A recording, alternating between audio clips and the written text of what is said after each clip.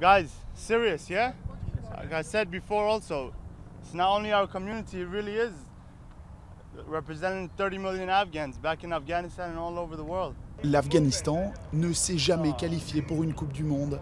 Alors plus qu'un tournoi amateur, la Cosmos Copa, tradition new-yorkaise, c'est pour ses joueurs l'occasion de représenter leur pays et leur communauté à New York.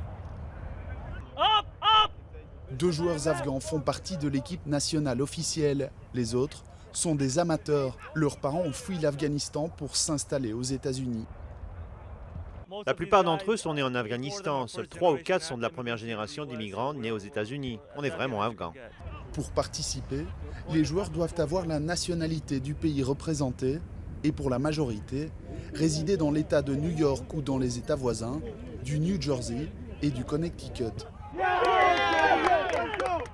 Victoire dans les dernières minutes contre le Ghana.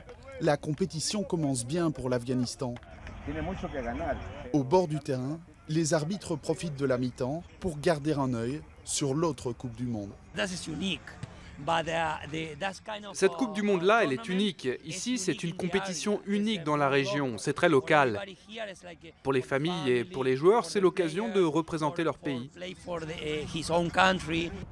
Cette année, la France, championne du monde en titre, est dispensée de premier tour. Mais Zoher, le capitaine et entraîneur, est tout de même venu observer ses futurs adversaires.